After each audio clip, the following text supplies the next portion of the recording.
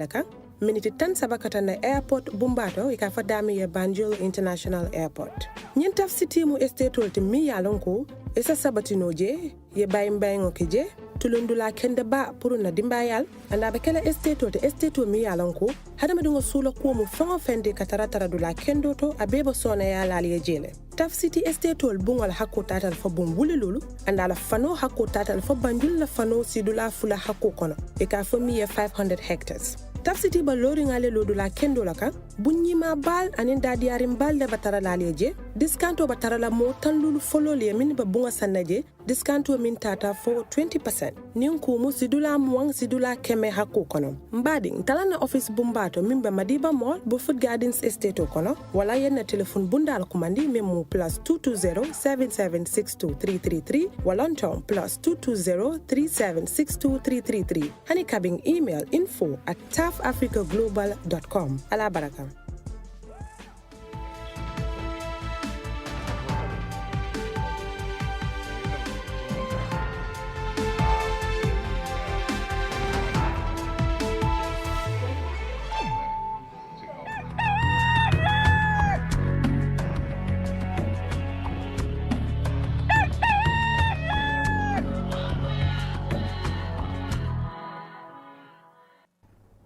Good morning from us. It's the 4th of course, October 2021. Welcome to the week's premiere edition of the Good Morning Africa program right here on Africa TV, wherever you join us. It's another brand new week, and we are bringing you another brand new edition as we discuss on all the latest happening in and around the country as we are from the weekend. It has been another very eventful weekend, so we are here to reflect back on some of the major happenings in the country, and if need be, beyond, we will cross borders also to keep you updated later on in the program. So once again, thank you so very much for joining us. If you are coming on board for the first time, this is the week's first edition of the Good Morning Africa program, live on Africa TV, and of course we are here from Monday to Friday from this time to 10 p.m. Local time, or at 10 a.m. I should say, to give you all the latest happenings as far as developments and all other things that are happening in the country are concerned. We will talk more on politics in this morning's edition because, as you know, the countdown continues. It's now barely 2 months or so before we the much talked about and highly anticipated December 4th presidential elections in the Gambia. For can you nuyu bekti lol dellusiwaat tey ci beneen édition Good Morning Africa programme comme ni ñu koy baaxoo di defee saa su ne bu waxtu bi jotee ñu ngi leen di ziar bu baax di leen ñaanal jàmm di leen nuyu fi ngeen ci biti réew xam ne dooree ko Monday ba Friday bu waxtu bi jotee dañu ànd ak yéen ci li nga xamante ne mooy ci programme bi ñëw digtal leen li nga xamante ne mooy xew yi ci biir réew mi ak tamit li nga xamante ne jàpp nañ lu am solo la ci réew mi ñu indi ko ñu waxtaanee ko comme nag ñu ñëwaat ñu nuyu ñëpp gërëm leen bu baax ba tey gannaaw nuyoo bi nañu waxtaan ci wàllum politique ci lu leyaatu ci li nga xamante ne mooy xam ngeen ne fii of course December soriwut loolu tamit ne nañ ci ñëw bu baax a baax incha allah pour ñu gën koo yaatal ci niñ ko defee saa su ne ci noonu dina bokk ci wàllum élection bi xam ngeen ne fii ak December soreetut nañ ci xuus bu baax a baax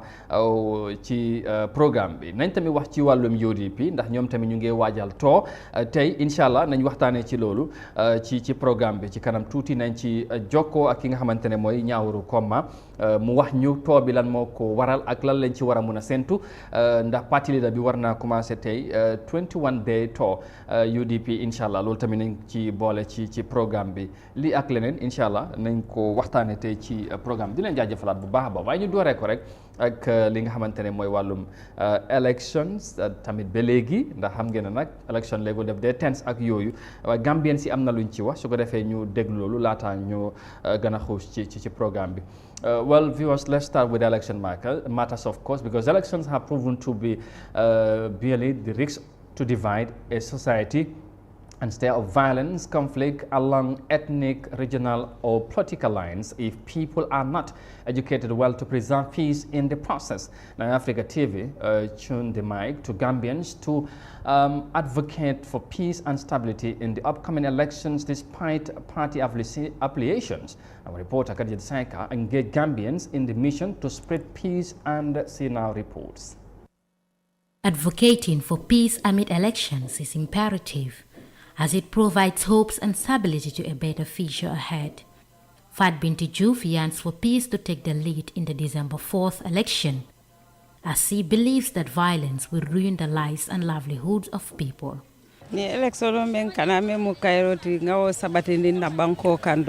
This upcoming election, let's try and maintain peace in the country, because that is what we are known for. Peace is the only thing we can move forward, because violence will be a hindrance to the lives of the people, especially the women. So let us preach peace, do our election in peace, and let the winner occupy the seat as it is the wish of the people. Buli Drame, a resident of Dipakunda, is optimistic that Gambians will maintain peace and stability despite ethnic, religion and party affiliation. I'm urging all people around the Gambia to preserve peace and stability, because we are all one people, one brothers and sisters in the Gambia. This, irrespective of our tribe difference and our religious difference, we are one people. So definitely let us preserve the peace and stability throughout the campaigning period and the election that is coming in December, by 4 December 2021. Gambia has been known for its cohesion relationship among the people. Mam Jara Kamara urges citizens to embrace each other and avoid tribalism in the small West African state. What I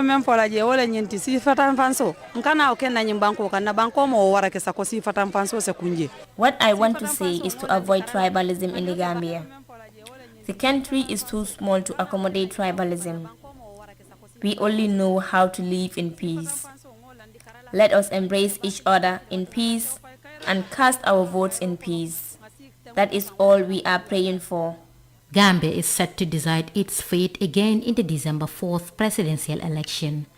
Many people across all diversities, including activists, journalists, presidential aspirants, civil society organizations, religious leaders, and ordinary Gambians have been preaching for peace to reign in the upcoming elections. To play their part in the one elections. Khadija Seka, iAfrica News. All right, thank you very much, Khadija, for that report there. Of course, Gambians also speaking on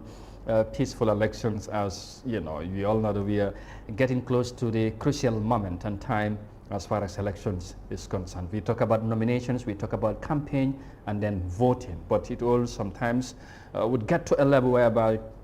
it can trigger tensions and all whatnot. But then as a country, as we are known, the smiling coast of the Gambia, and of course we have conducted several elections and it all happened in a peaceful way, and we hope this one would be no exception. And in that light, Gambians again has encouraged their fellow Gambians also to maintain that line, and of course and other stakeholders also that are involved in the process as well. su ko defee rek mbokk yi comme ni ngeen ko gisee noonu ci report bi,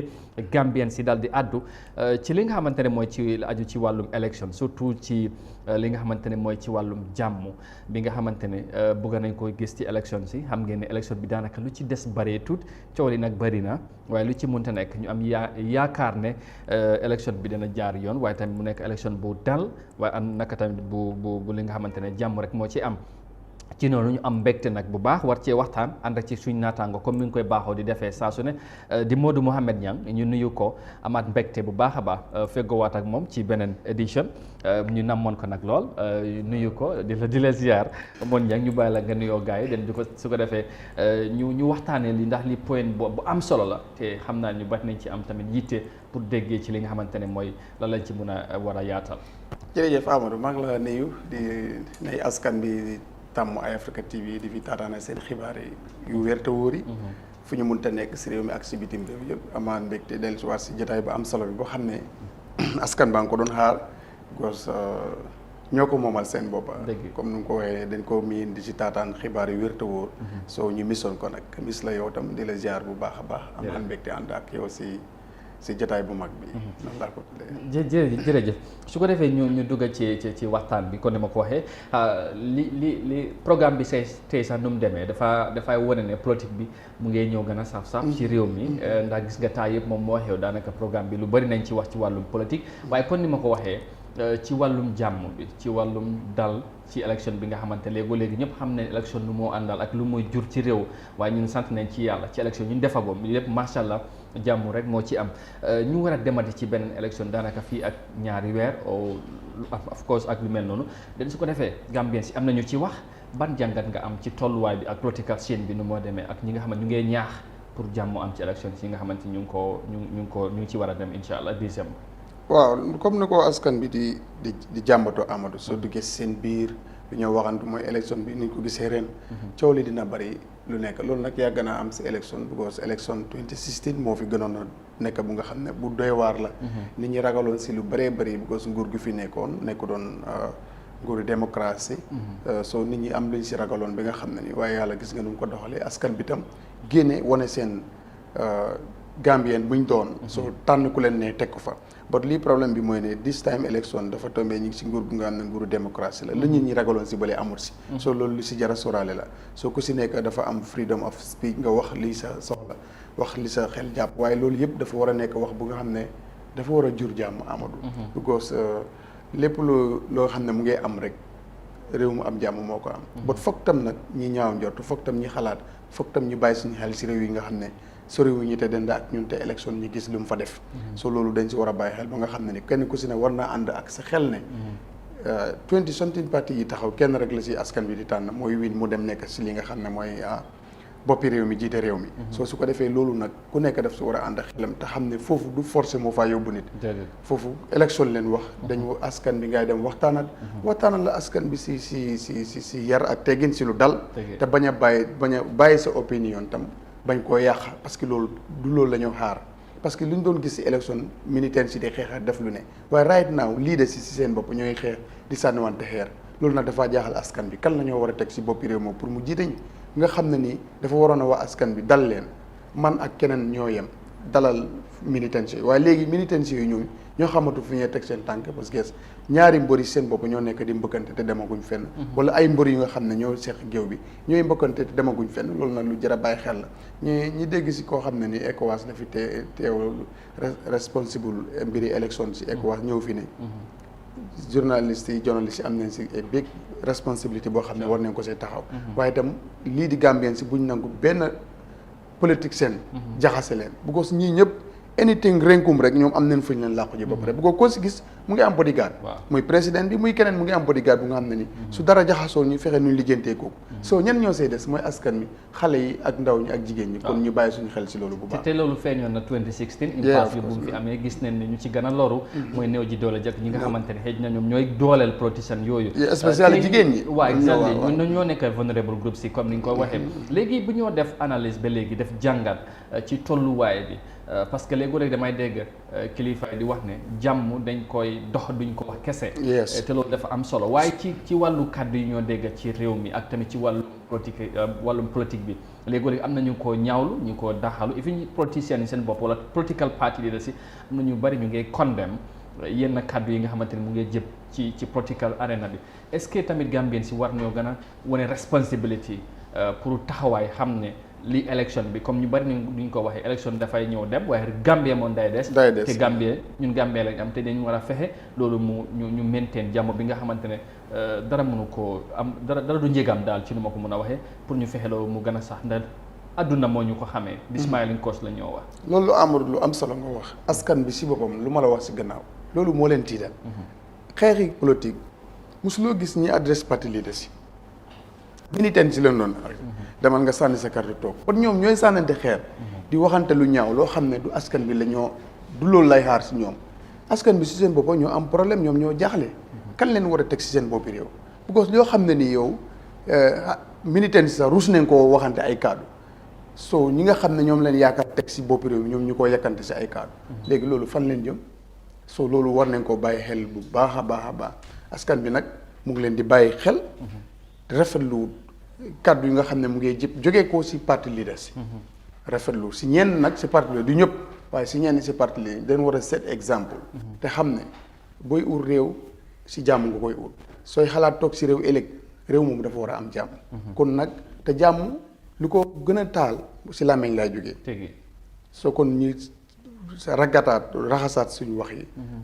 defaraat toogin bi njiit yi laay wax nag parti leaders yi politique seen si neen defaraat seen kaddu seetaat seen bopp te xam ne réew mi ay mag ñoo fi nekk ay ndaw ay jigéen te ñooñu ñoom lay yaakaar ñi sànni ji karta ñooñu nag bu jàmm amul duñ ko mun waaye expectuñ ne ñoom luy taal dëkk bi wala luy indi seytaane si seen làmmiñ la war a jógee kon askan bi lu mu leen di wax ne kàddu yooyu na dakk parce que du loolu leen soxla si ñoom li ñu soxla mooy ne ñi am luñ dig askan bi léegi diggee moo fi nekk rafetal njorti askan bi ak lis Amadou lii de su ma ñëwee dinaa ko def luñ ci war a wax bari na fii ba ëllëg du jee but not nag ay xasante ay ŋàññante fële ay sulante fële yooyu moom dañ ko war a tegee ne le indi lu bees mooy lan dig askan bi ëllëgi Gambie fu muy dem ak seen njaboot lan leen pareel njànge mi mbéy mi li si war a wax dafa bari fii ba ëllëg du jeex den nag du dugg si private yi ku nekk dugg ethnie ku nekk di fa def lu nekk yooyu askan bi xaaruñ loolu loolu am na solo xam nga réew mi fu mu toll jafe-jafe yi ak ñu bari lu ñuy wax ku ñoo wax ci solution yooyu ak naka nga koo génne naka ngay yokkee réew mi Gambien si jàpp naa ne loolu lañ gën a bugg a dégg dan yeneen wax yi ñu jeexalee ci ñaari point te ma jàpp ne dafa am solo mooy benn bi mooy media bi média bi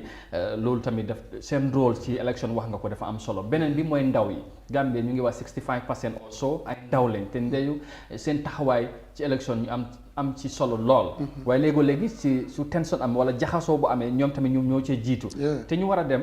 ñu war cee dem ak xel surtout ndaw yi ñun ñëpp ay ndaw lañ waaye tamit ñu bokk tamit ci media bi lan ngay wax ci loolu rek pour ñu jeexal parenthèse boobu balaa ñu move on waaw am ci taxawaay bu am solo xol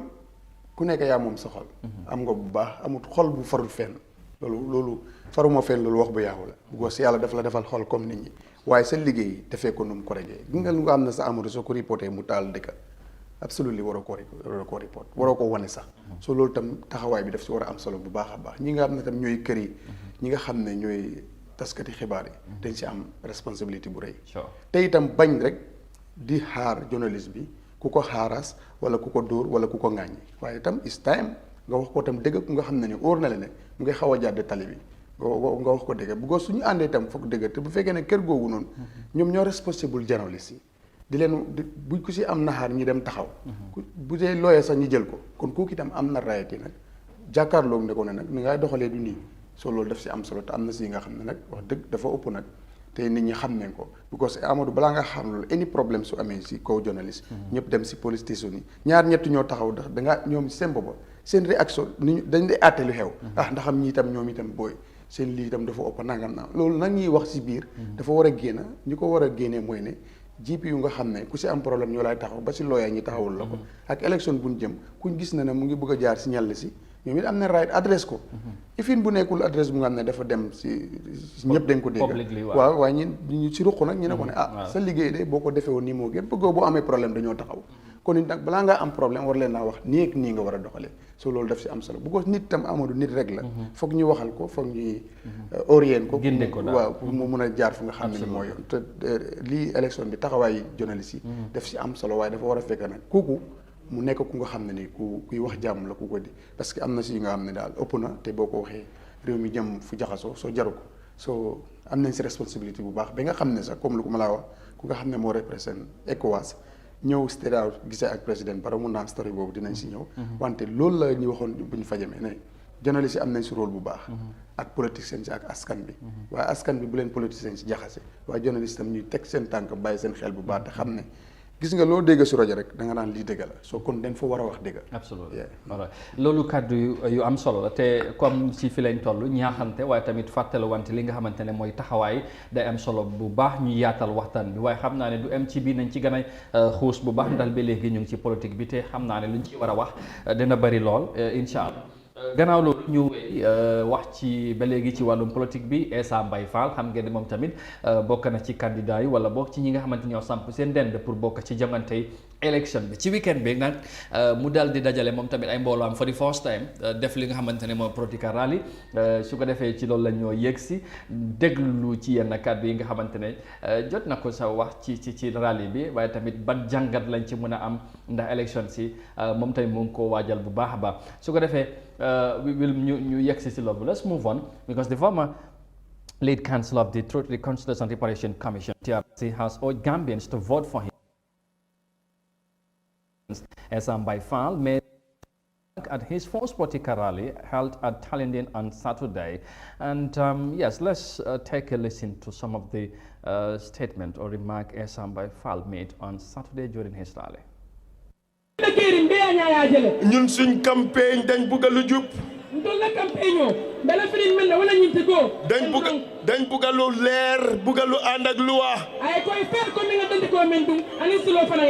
waaw moo tax ñun dañ ko bañ ba am code of conduct te code of conduct bi ñun ñëpp suñ bopp ak suñ supporters yi yëpp dañoo comply ñoom na gaay def code of conduct ñu seet moo gën ñu toog ci télévision yi di ma sosal di ma fenal disee ma foot dañ leen a téye daaneel gis nga jënd ay pick-up truck taxut nit ki win de xam nga luy tax nit ki win toppatoo nit ñi seen interest nga jënd ay ambulance jaaxali paacaar mu nga nele ñu ngi ko abandon 5% of jaaxali paacaar rek la ñoo béy Gambia di import millions and millions in rice youth si pour ngeen am liggéey it does not matter what part of the country you are from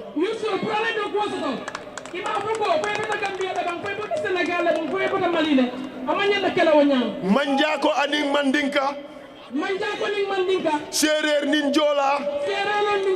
fula ak sarahule ñëpp ñooy am ci nguur goo xam ne Essa Faal moo ko njiite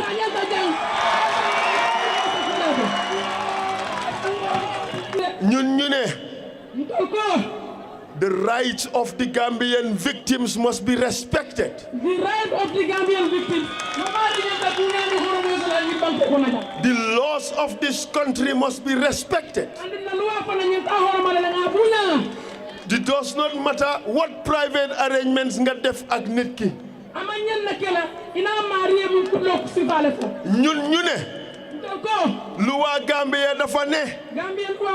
soo tooñee nit ñu teg la ci luwa amut kii amut kale d'accord ngeen am Gambia d'accord ngeen acca mu ngi noonu Essa Faal mu ngi laajte ndax Gambien si d'accord nañ am déet waaye li ci mënta am nañ ci gën a yaatal but of course that was Essa Faal the former lead counsel of the TRRC holding his first political rally over the weekend on Saturday to be precise, and our very own Usman Jata was on the ground, and of course he was our eyes and ears on that rally, so he can tell us a bit about what he has witnessed and some of the things Essa Faal have said. Usman, good morning, and thank you so very much for joining us again. It's good to have you. Good morning, Africa, this morning. Yeah. The rally was very interesting, as he just said, with several hundreds of party loyalists in attendance, with cultural groups and companies and the like, all in attendance on the rally. In the rally. And equally as well, we could see party supporters putting on T-shirts with the caption, Essa Faal for a better Gambia. Yeah. So, in fact, with some people thought that the rally would not be very successful at Tallinn, and I mean in terms of attendance. Turnout, yeah. Yeah, but at some point it turned out to be the opposite. Yeah. Yeah. And so would you describe that it was a successful rally, considering that Essa Faal is just coming in on board on the political arena? And of course, like you said, many might have thought that, here is somebody, he's going as an independent candidate, but he wouldn't have pulled such a crowd. So you would describe that as it was a successful one? Yeah, I think it would be correct to call it a successful rally, considering the fact that Essa Faal's party is less than 3 months old. Yeah. And for that fact, he is able to pull out such a large group of a crowd at Tallinn, Talinding, which is considered to be a major hub or of West Coast of the West Coast region. Sorry, KMC, when it comes to like attracting more votes. So it's not going to be easy, actually, and it's showing a good sign for Essa Faal, for the fact that he came newly into the political race, and now he is gathering such a large crowd. All right, we will talk about maybe the crowd itself, but then we have seen more of them youths and all that. But then let's look at the message that Essa sent. What were some of the key agendas of Essa Faal at the rally on Saturday? Interesting. Actually, Essa dealt on various areas regarding the country, but specifically the main agenda of Essa at the rally, if I could get him right, was about like the economy and livelihood in the country. According to him, the country, people are suffering in the country when it comes to livelihood, and life is becoming difficult in the Gambia when it comes to basic food commodities like rice and other stuffs. And it is important to equally note that this guy was also the leader of the Progressive Development Party, that is Kitabu Fati, and he equally made similar sentiments regarding the state of the nation, that people are finding it very difficult to cope with livelihood. And aside from that, he equally made, in relation to that rather, he made mention of the Jahali Pacha rice field. According to him, the Gambia can at least, depend on itself when it comes to rice consumption, and this would lower the number of imports of rice coming in the country, which I think is something that is very important. And he went on to say that he recently visited Jahali Pachar, and according to the workers at the field, they've informed him that like since 2016, and no politicians have ever set his foot on that place. That is including the president, right? Yes, one could say. So it's very interesting, Indeed, yes. It's interesting. Very well. Yes, but before, of course, maybe I will ask you this, but then. We have seen majority of the people that attended the rally are young people, are the youth. And in his statement, you will several times hear him say, "Ñun ndaw yi," with the young people. It appears that the gathering was more of the young people, the Gambians youth came out and answered to his call. What does that signify as far as these elections are concerned for Essa? Because again, it has been understood that many of the Gambian youth this time have registered, in this year's elections. Could this be a turning point for him or a chance for him? Going into December elections? One could say this could be a turning point for him, because when you look at this rally, as you said, majority of people who attended it are youth, and according to statistics, 60% of Gambian population is youth. So automatically, if you want to make it in the 2021 presidential elections, you have to invest in youth in the country. And this was one of the major points mentioned by Essa Faal, that there is too much of a youth unemployment in the Gambia, and for that being the case, many youth are using the back way, and this is something that is actually happening, up till today. So when you tell it to some people, it will be like it's not something that is factual, but youth are still embarking on illegal migration. So it's not something that is very easy, but he is trying to use the youth, he's trying to empower them so that they can vote for him come December 2021. Indeed. I heard him say that if he looks around the crowd and say that majority of the people that were there are young people, but he knows that many or majority of them also are unemployed. For him, it's something that he's so much concerned of. But then, we will see what happens. Now, lastly, probably before we'll engage in the local language, based on what you have saw on Saturday, the turnout, probably on a journalistic point of view, do you think this could help maybe Essa Faal to sweep the polls in December? Wow, interesting question there. I was expecting this question, considering the large turnout of Essa Faal. But from a journalistic point of view, one may say it's too early to come to conclusion if Essa Faal can win the 2021 presidential polls, considering the fact that UDP, the National People's Party of the president, all these parties and all other parties, the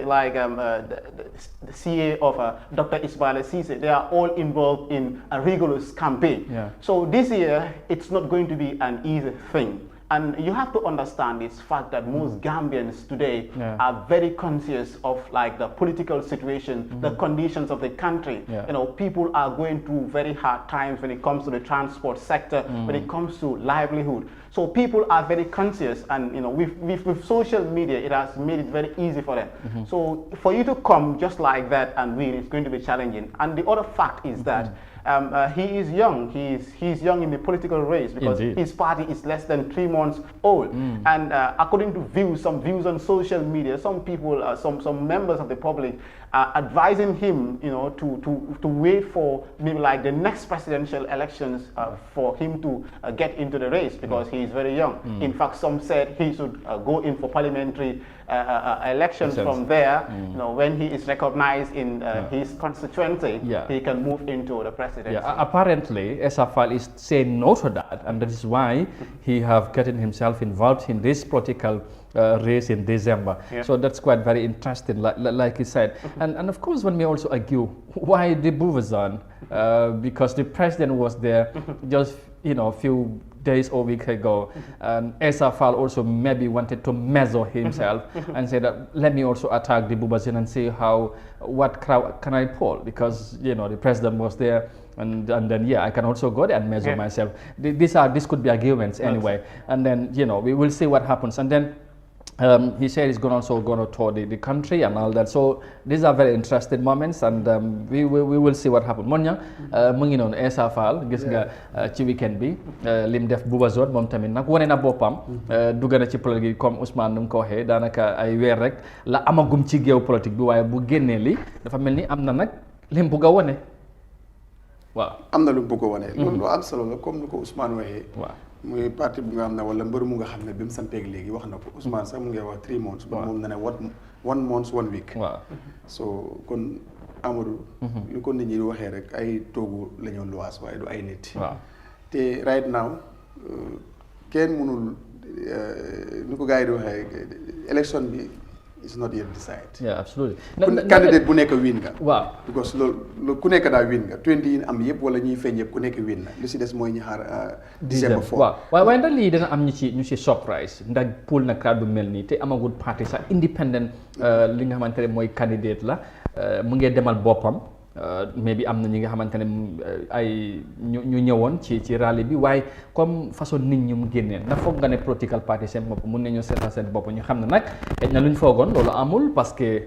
Essa am na li mu wane ci mbir mi. waaw comme lu BBC journaliste bi waxoon président Barrow bu Alieu Momane Njie announcé 2016. waaw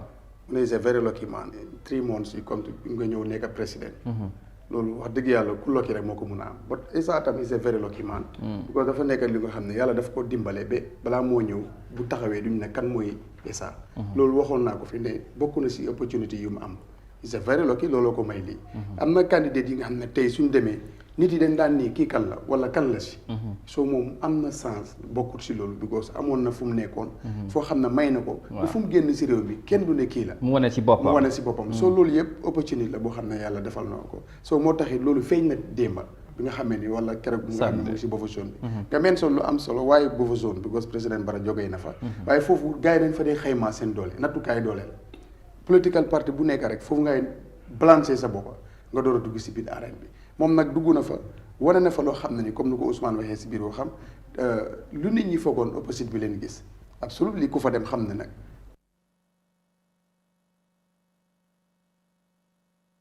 parti yi nga xam ne ñu ngi fi 20 something years ñii 6 years ñii 10 years comme noo ko waxee si gannaaw kon Gambien seen boppam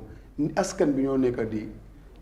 di xool seen bët ñoo xool wax naa la amoon réew mu nga xam ne démocratie am na fa ban sànni ba carte génne fa président askan boobu dañ ñor seen bët dañoo xool léegi nag askan bi foog ñu decide ku si ne di nga xool kan nga foog ne moo mun a yóbbu réew mi si kanam lu taw suma yaram na am na si mbiri jaxali Bacar te loo xam ne ni kenn waru ko fàtte si politicien yi because kenn ku nekk soo xëyee di nga añ te lu si gëpp Gambien si li ñu añee mooy maalo te foofu sant la boo xam ne dañ fa yaakaaroon ne suñ fa jàppee mun na dimbale askan bi tuuti si mbiri dund si maalo mu dem fa ñu ko wax ne 2016 ba léegi benn political party demul fa am fa benn plan boo fa mun a def rawatina sax ñi nga xam ne ñoo nekk si bopp réew mi loolu lu saat la lu doy te moom mu dem fa waaw loolu lu daw yaram la bu ma ko déggee te dekkul noonu kon dafa mel ni amuñ plan kenn amul si plan si si politique seen si pour lu ñu génneloo si maalo bu seer ak saako maalo yi seer ak yeneen ak yeneen very good gis naa Ousmane mu ngay yëngal boppa xam naa ne tamit dina am ci lu mu bokk a yokka waaye Ousmane ci tournant bi léegi gisul ñu waxee tamit ci beneen boor bi parce que ñu bari ñu ngi wax ne tamit ndaw yi xale yi ñoo ci gën a bari xale yi ndaw yi nga xamante ne amuñ ay voters card ñoo ñëw si rally Essa Faal bi loolu tamit ndax est-ce que nit ñi yaa ngi doon bàyyi loolu xel ba leneen tamit li gën a am solo Essa wax na tamit about the victims. He talked about that nee na loolu tamit duñ ko compromise so wax na du ma mun a ñàkk wax ci coalition bi he talked about the coalition ne foogoon nañu gars yi they could make a difference wala waaye Gambie wala nax Gambien si wala am luñ indi waaye liñ foogoon loolu amul so loo mun a wax ci loolu. fanaa lu am solo la like su ñëwee si toona bi ak like xale yi waaw xale yi ndaw yi ñu ne ñoo ñëwaat. so this is the thing actually kon soo ko xoolee toona si like kon nu ma ko waxee rek. soo xoolee 60% of the Gambian population is youth. so if you want to make it like foog nga invest si youth si. waaye soo ko xoolee si not only the rally of like Essa Faal waaye si yeneen rally yëpp da ngay gis ne like xale yi dañ fa dee bëri. te dañ jee bëgg a use xale yi as a gateway so I think this is something loo xam ne sa like it should be a concern but kon nu ma la ko waxee rek like fu mu toll nii like Gambie yi seen côté dañuy ibbeeku fu mu nekk nii like pour nga ñëw noonu rek like nga rombaleen dafay nekk loo xam ne dafay jafe trop because like they are going through a lot so because of that like doo mun a ñëw rek nga nax gars yi like naa leen defal courant like soo ko xoolee si jamono yu nekk nii sa like courant ak ndox nekk na li nga xam ne like lu jafe la si biir dëkk bi te fo naa like ñi ngi jublu 2021 lii war na nekk loo xam ne like waruñ ko face so lii su nekkee di xew fo naa na am solo trop like pour politicians yi ñi xam ne like lii du 2021 presidential election bi du nekk lu easy si ñoom du nekk lu easy si ñoom because fu mu nekk ni nit yi dañuy sës dañuy sës te benn politician like waru jox boppam hope boobu noonu like mun naa wéy foog ne man la mu ne kon ne foog ne ñu nekk di dem bi kon te yow soo jógoon sax nga form sa political party nit yi dañ lay toppa waaye kon lu ma lay wax rek like kon suñ dee génn si biti sax ñiy laajte nit yi like di nga gis ne like ñu bëri like décide nguñ ndax like kan la ñuy voter so dañ nekk di toppa rek waaye ñu bëri décide nguñ kan la ñuy voter so léegi pour loolu mun a xew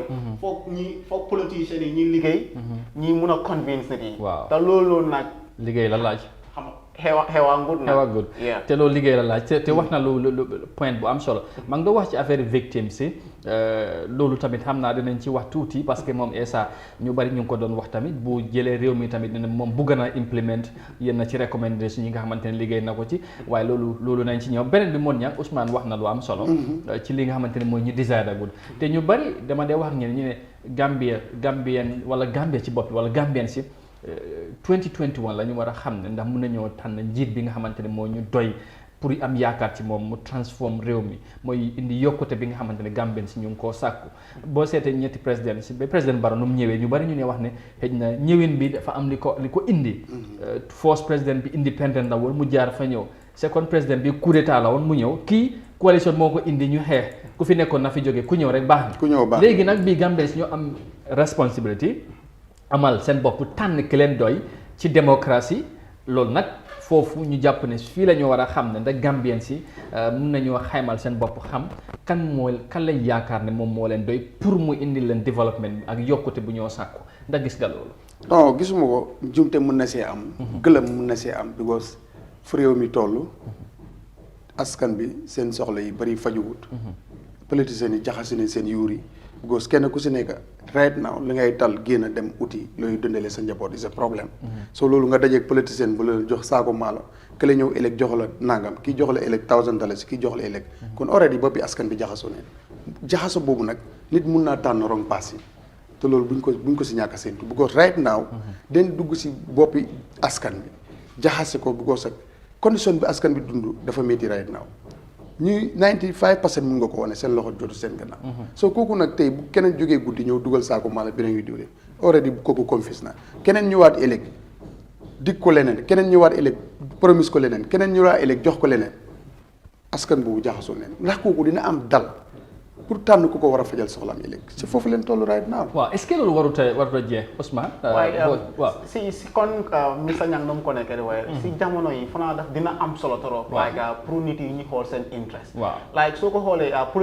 political parties yi bëri nañ. like kon tam Mr Nyang nu mu ko waxee like ku nekk mu ngi isi like sa own thing pour nga mën a convince nit yi. waaye Gambien bi léegi fanaa it's very important ñu xool lan moo ñu favor like in terms of like development. te man like kon I've been saying this like from my own point of view like Gambian bi depuis 2016 jëlanguñ that step towards development. like soo xoolee yeneen countries like suñ closest neighbor like Senegal like they are involved in the politics like bés bu nekk nañ def affaire politics waaye politics su jeexee jeex na you know time boobu dinañ focus si kaw development waaye kon dëkk bi ñun jëlanguñ step boobu noonu towards development te fanaa is high time pour ñu def loolu noonu te loolu suñ ko defut dina sonal suñ doom yi ñëw si at yu nekk si kanam. est-ce que problème bi du tamit du ñun Gambien si kon su fekkee ne noonu lay demee su fekkee ne Gambien si yow demutoo dem nga ba xamatuloo lan moo lay njëriñ ku dafay am ku la ñëw dig la ay saaku maalo ay $1000 ay whatever seetloo réew mi lan la soxla déggantaan pour nga xool loolu gis Gambia pour ëllëg ndax for past years wala for decades politique bu fi nekk moom bu fi nekkoon moo fi nekk ba léegi ñëw diggee te jot na pour ñu def jàngat pour change loolu indi beneen doxalin ci wàllum politique pour réew mi mun a dem. loolu dëgg la kañ soo ko xoolee like kon ñun ci Gambie bi fii ñun politicians yi ñoo nekk di set agenda bi ñoom ñoo nekk di def. ñun ñu nekk di leen di toppa te loolu war ta xew si biir dëkk like by right like citizens yi ñoo war a contrôle mbir bi. ñoom ñoo war a decide ñoom lan lañ bëgga ak politicians yi ñu toppa si kaw loolu noonu waaye soo xoolee like lu nekk di xew si biir dëkk bi. no it's the opposite you know politicians yi ñoo nekk di def seen def. waaw ñoom lu leen neex loolu lay dox moon ñan te moo tax mel ni lu fi nekkoon politique boobu mënu fee jóge. du gaaw xëy na si ndaw ñi bu ñëwee du gaaw a ceeñ comme loo ko wax léegi Ousmane da nga bëgg a ñëw moo tax Essa Faal sam noonu wax la like soo xoolee like government bi lu ñu nekk di def like Barrow mu ngi joxe like ay ambulance soo ko xoolee sa like pick up truck am yi ñu gën a bëri like ambulance yu nekk di joxe so that is high time pour Gambie yi ñi ibi seen boti equally as well su ñëwee si aspect boobu noonu si health sector bi like ñu ngi joxe ambulance waaye suñ lopitaan yi how well equipped are they you know lii bokk na si ay laajte yi nga xam ne like Essa Faal mu ko doon joxe dafa naa is important like ñun Gambien yi like balaa nit di laajte question yooyu noonu sax ñu toog ñu xalaataati loolu am na solo comme loo ko waxee li nga ko wax si gannaaw bu ko doon mos a gis benn groupe ñu ngi bëgg a jógee si benn parti dem si benn parti ay mbuba leen dégg léegi nag daf lu mu ko waxoon si mbuba kooku indiwul loolu mu ngay jàmbatu man kii sax ak lu ma am si nit yi waaye lu ma ko waxoon si mbuba sax joxul ma ko su ko xam ne demaguloo fenn lu mu la diggoon sax dema ko mën a ko ne yow soo léegi yow si ay mbuba yow sol rek si loolu nga bëgg a bées nga jógee si fii dem fa mën a ko ak yow xamul lañ seen soxla nga dëkk si area nga dëkk si gox jàmb xalaat loo dara benn proposal boo am lu dul mbuba mu ne ko jot na ngeen seetaat seen bopp nag mbuba boo sol rek yow fekkul ngay def yaramu neen tiset buñ la jox rek soo loolu nga war see jógee yaag sa ñetti téeméer nit lu teg pour dem dugg feneen ba pare nombre of tiset yi mu la diggoon amul already rek am na lu dajee kooku mu ne ko waaye dafa jot nag pour ngeen xam seen bopp balaa ngaa dem si nit nga xam lu tax ngay dem si nit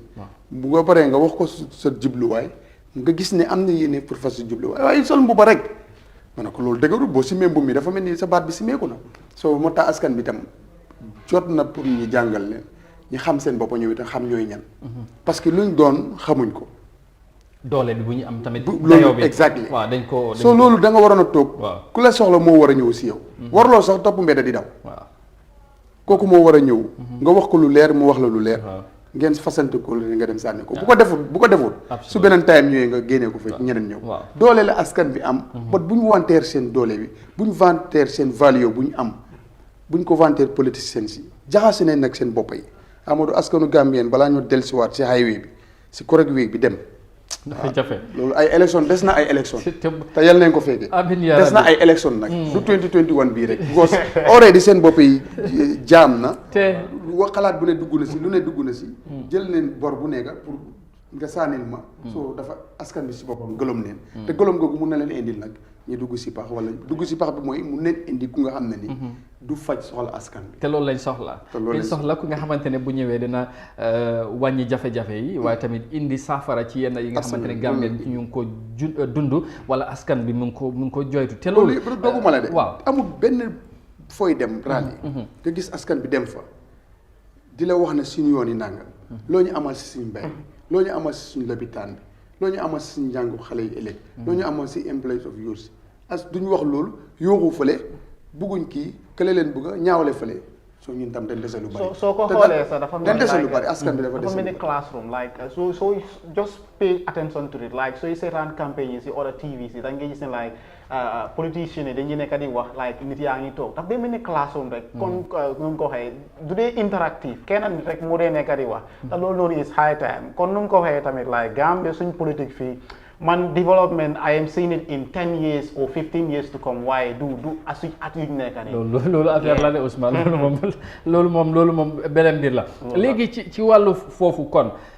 est-ce que duñ dellusiwaat ci ñuy joxoon baaraan tamit di level of civil education bu ñoo wax nit ñi seen xam-xam ci wàllum politique loolu tamit dafa dana am solo pour ñu wax ci ndax tamit ñi nga xamante ñoom ñoo war a génn di wax ak askan bi nit ñi ndax ñu ngi def seen taxawaay national civil education bi nga xamante ne war naa am na département wala institution bi nga xamante ne moom moo responsible pour loolu est-ce que ñoom itam waruñ leen joxoñ baaraam because dafa mel ni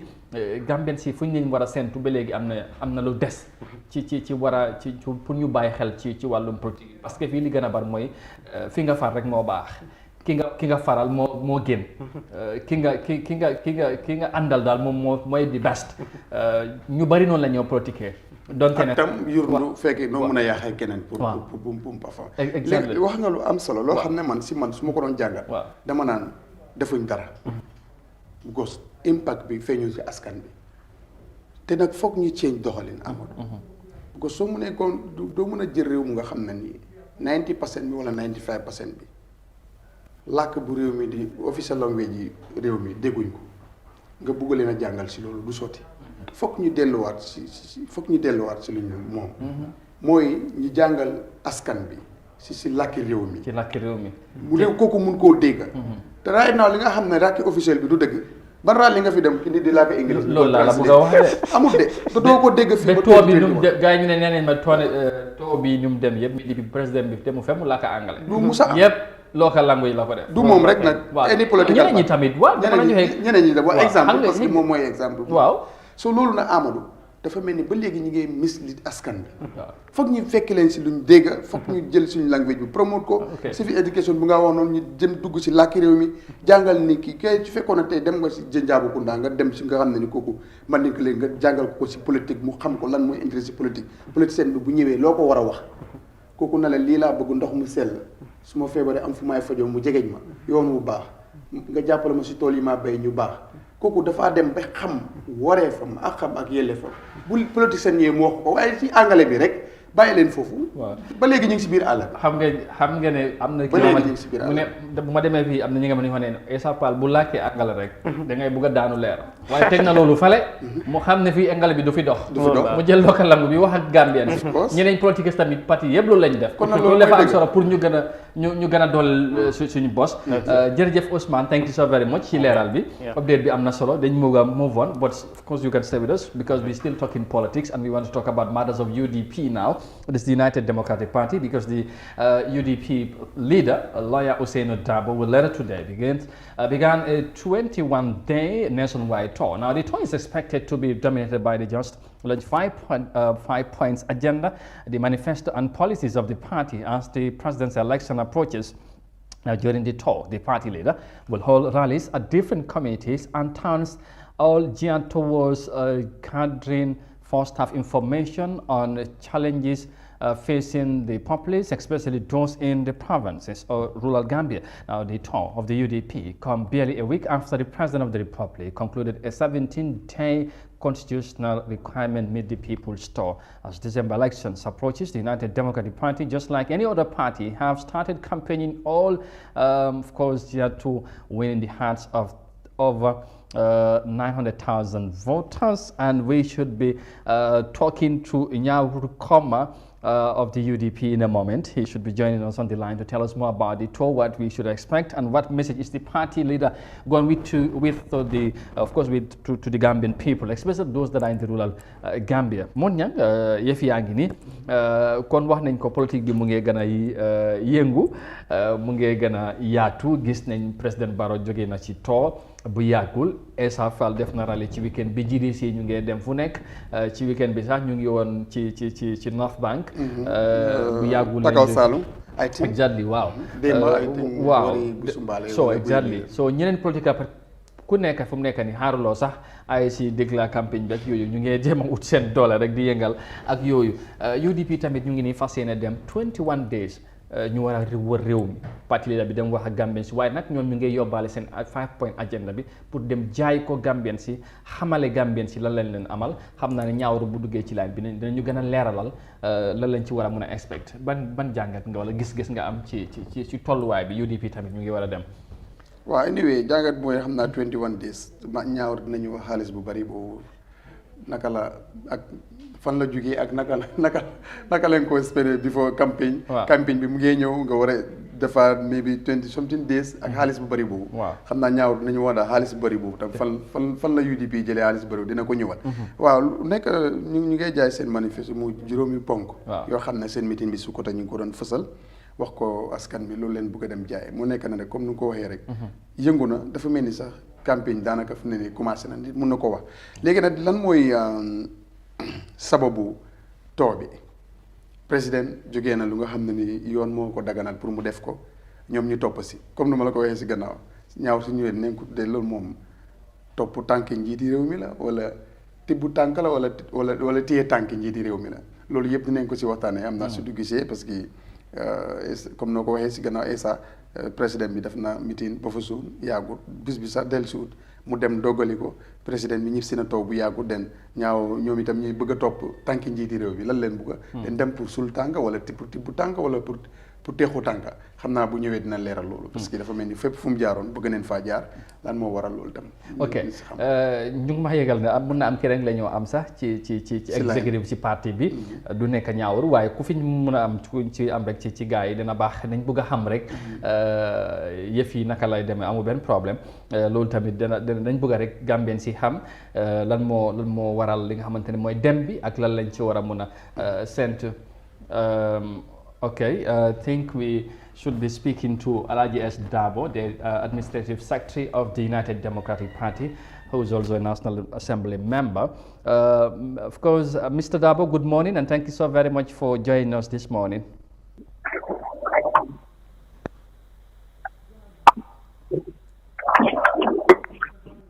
Hello, can you hear us?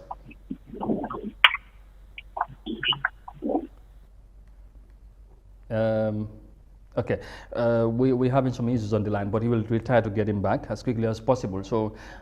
we can hear him. Yes, of course, Monyan, comme ni ma ko doon waxee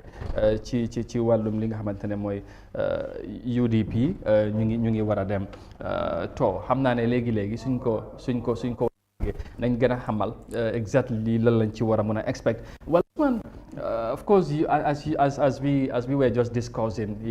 Essa Faal held a rally, and of course over the weekend, GDCs also all over the country. Not long ago, they held a big rally in Farafenni, and this time they were in Upper Salum. So yes, Pakao Salum, right? Great. So here at UDP, of course, are also about to begin a 21-day nationwide tour. The party leader is going to be engaged in. But let's time and speak to Alaji S. Dabo. He's back on the line. Mr. Dabo, good morning, and thank you for joining us this morning.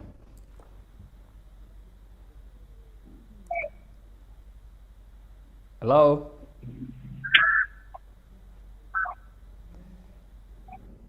Hello? Yes, if you can hear me, thank you so very much for joining us.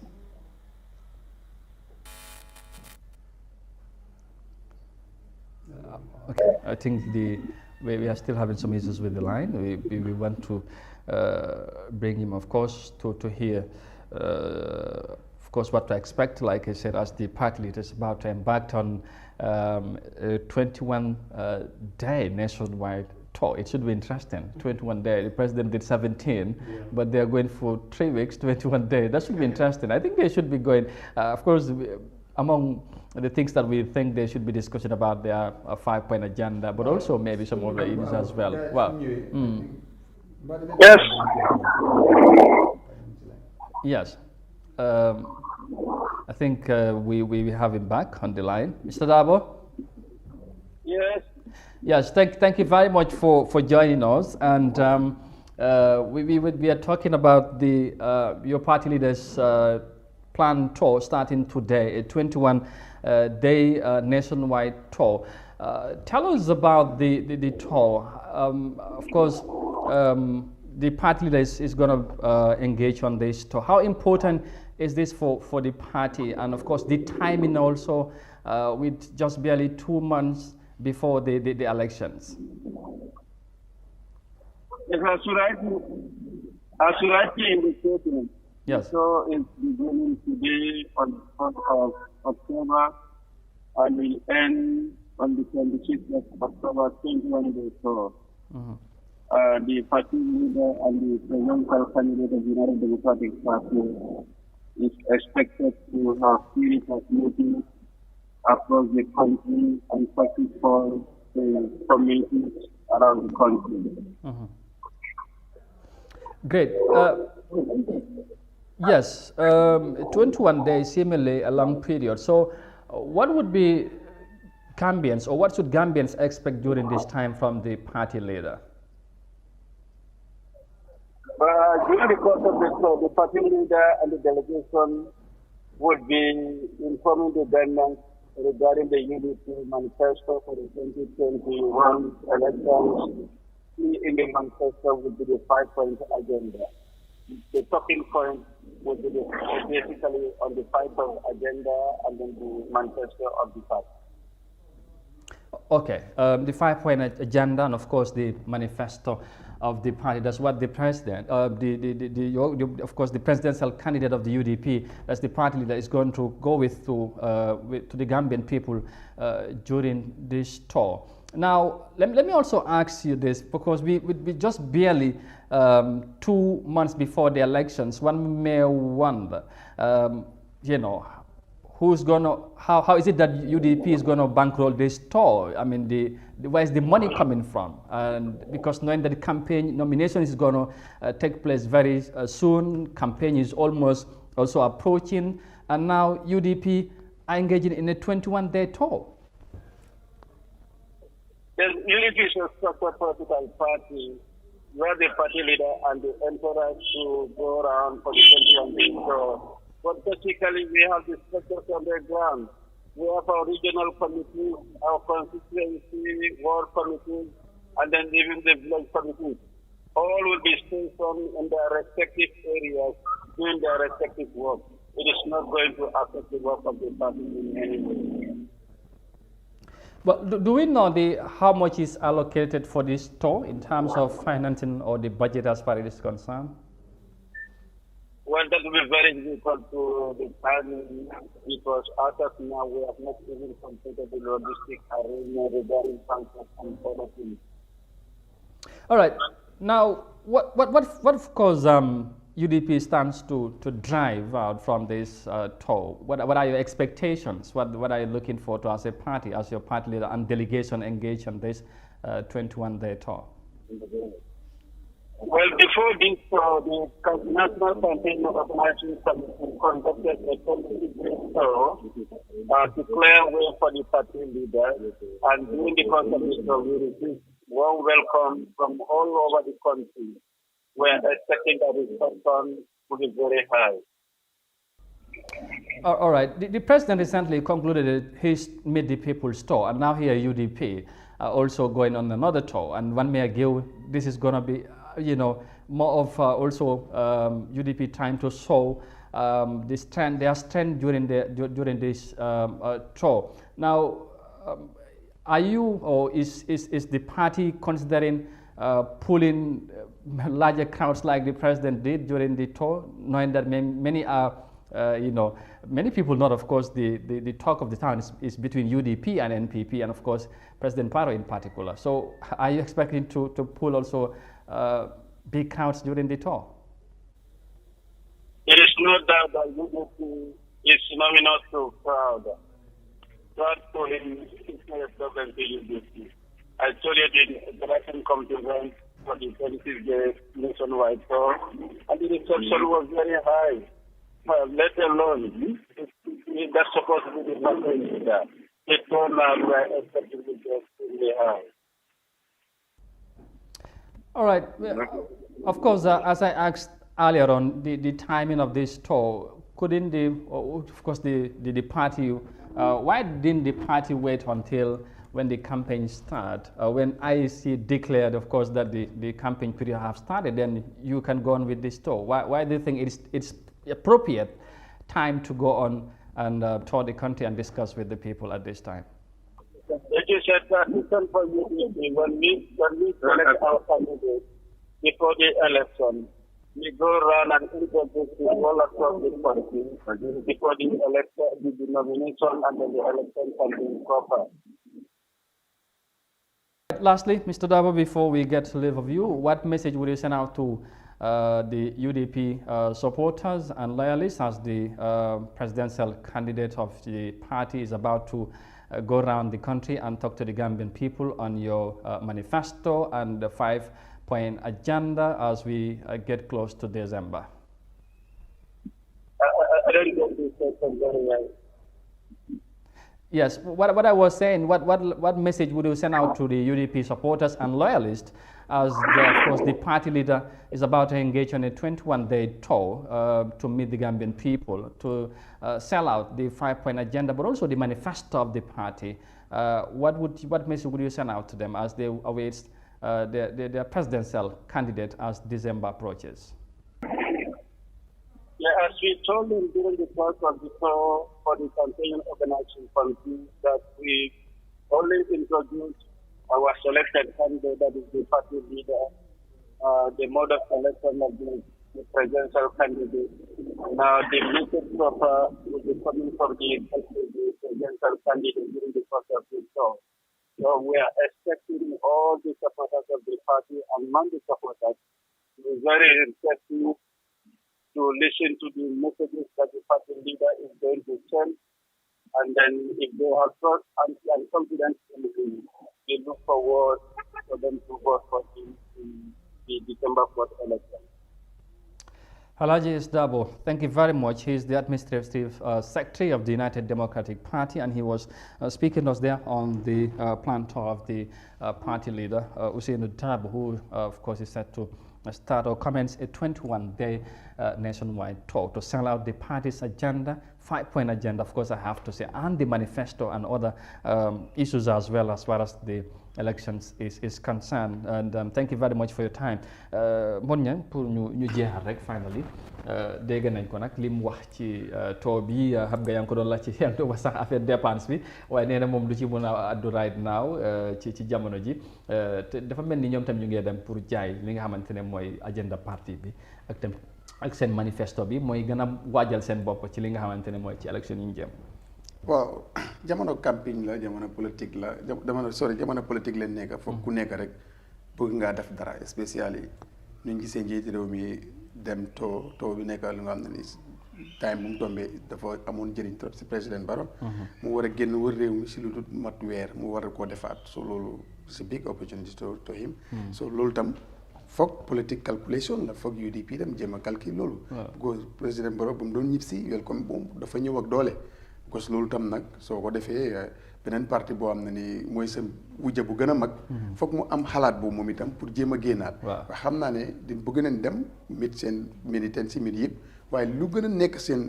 nekk si xol yi mooy seen ñib si te buñ ci àggee di nga ko gis because ñib si président bi dama leen jog bi tibbu tànk la wala sul tànk tibbu tànk surtout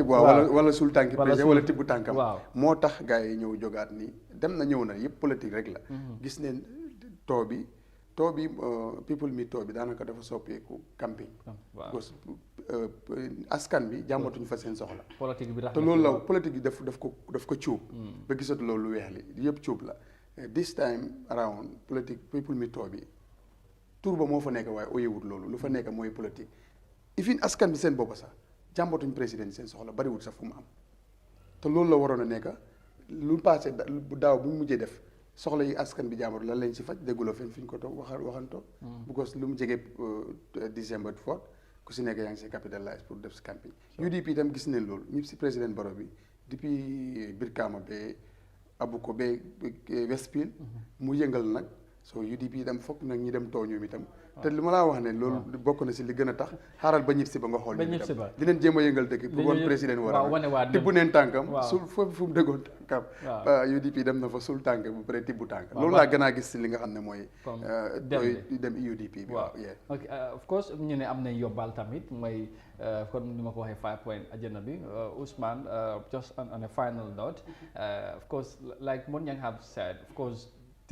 this is a very critical moment for the political parties as we get close to December. As we all say, have witnessed how the political, of course, let's say the just ended Meet the People's Tour. Many have attributed to more of a political show than of course the tour itself. Now, would this also mean UDP would want to go around the country and also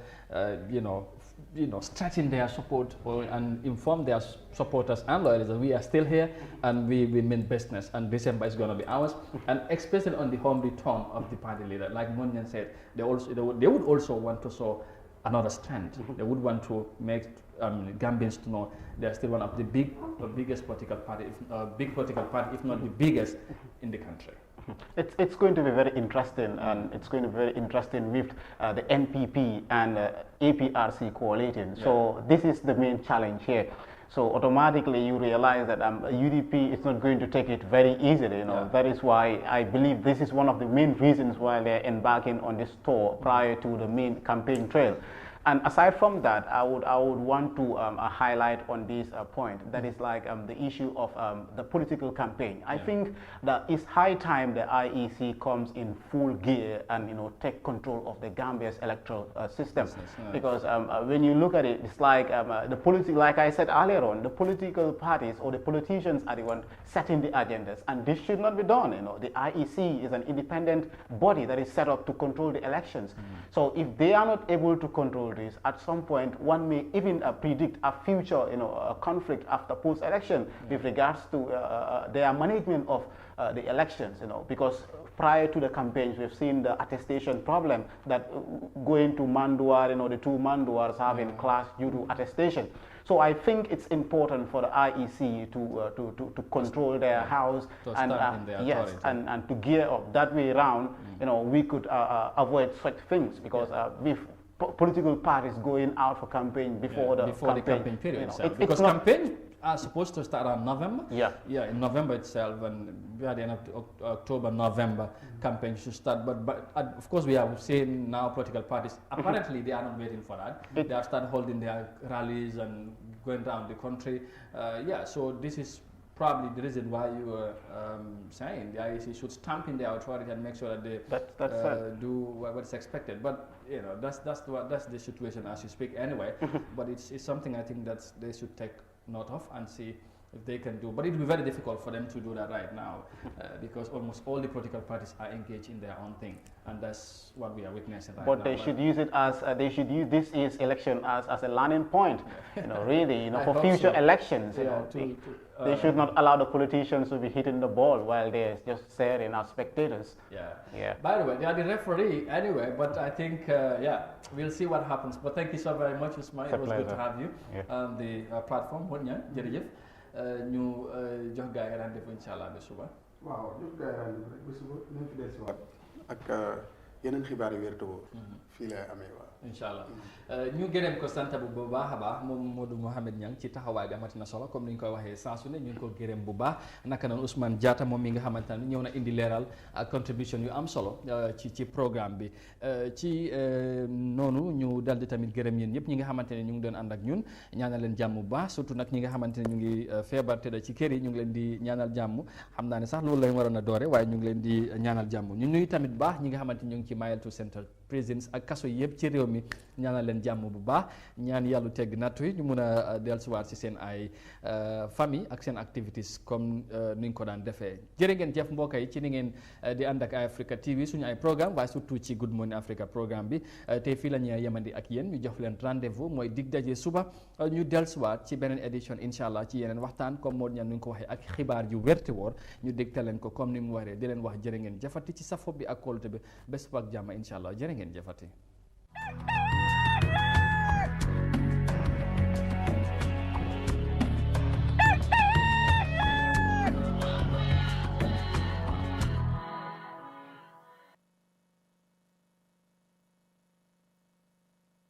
City in the Gambia, the top city, located between Gunjur and Sifo. It is 30 minutes away from the Banjul International Airport. At Top City, you will be able to live, work, play, and shop in a healthy multi-purpose community. This vibrant urban environment will meet your everyday needs with commercial, business, recreational, and other complementary services to increase the value of your home. With up to 5,000 units of affordable homes on a 500-hectare land, Top City will be twice the size of Banjul. Prime location, stunning properties, and amazing discount of 20% for the first 50 buyers. Make an appointment today to secure your property. For more information, please call +220-776233 or +220-376-2333, or you can send an email to info@tafafricaglobal.com. Better still, visit our office at Madiba Mall, Bruford Gardens Estate. Taf City, a green and smart city accessible to all. Nag yaa ngi bëgg a yàgg ci dëkk bi sa holiday yi gudd na lool sax vacances yi yàgg na waaye dama ne naa ñibbisi ci sama réew investir wax nga dëgg sa saafara man maa ko yor jógal ñu dem topp ma ci sama waaj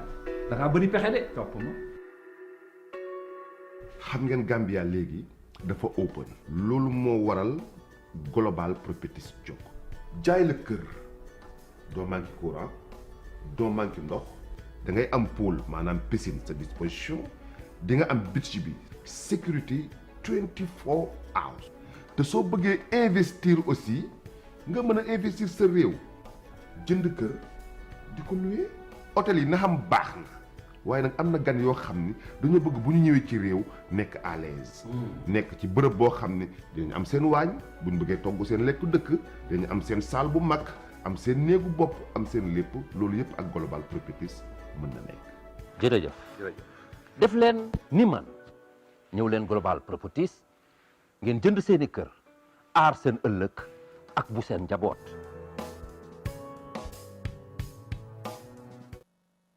Welcome to Staples, the office superstore for all your office needs, office furnitures, office equipment, office kitchenwares, office stationery. Get all you need for your workplace. Office desks, chairs, workstation, conference table, computers, printers, monitors, sofas, filing cabinets, water dispensers, microwaves, ovens, air coolers, and lots more. Staples, the best superstore in the Gambia.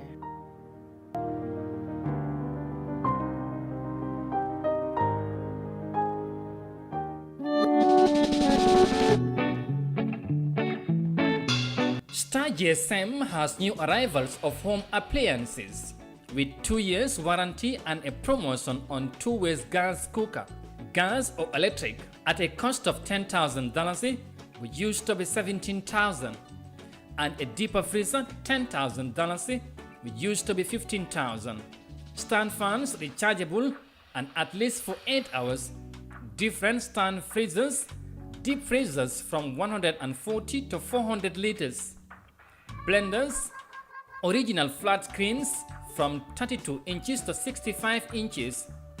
At Star GSM, their appliances are original, durable, modern, and energy saving. Star GSM also have sports shoes, Timberland, and Scandals, original perfumes from India, Churai and Andy Churai from Dubai. Star GSM offer its customers 25% discount on all smartphones, simple phones and HD receivers for national security forces, police, paramilitary, immigration, armed forces, customs, navy, etc. They also have maize powder, Dugula, at $900 per bag or $100 per kilo. Rush now and visit Star GSM at Westfield, opposite OJ Junction, Talindi Market, Tabokoto Traffic Light, or call 700-2494. Star GSM Electronics.